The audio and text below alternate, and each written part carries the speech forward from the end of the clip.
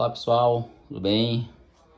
Tô aqui fazer um vídeo aqui, né, para dar uma dica aqui, bem rapidinha para você, tá? Eu me deparei hoje com um Corolla aqui na oficina, tá? E o cliente estava reclamando do seguinte defeito: o carro ficava estralando, dando um estralo, tá? Na região do motor, e ele não sabia o que era. Não era tensor da correia dentada, nem tensor da corrente, nem alternador, não era nada.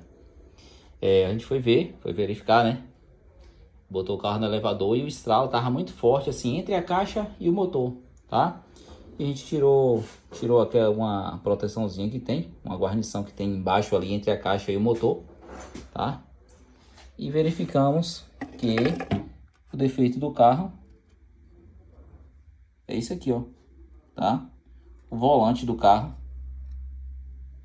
estralado, tá vendo? O volante dele é bem fino, bem frágil. E olha só, estralado aqui, tá vendo? De fora a fora.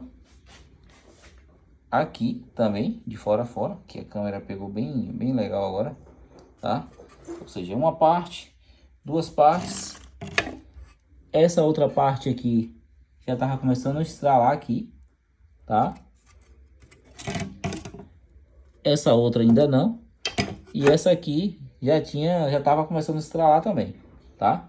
Ou seja, 50% já do volante já estava estralado, tá? A gente substituiu aqui o volante.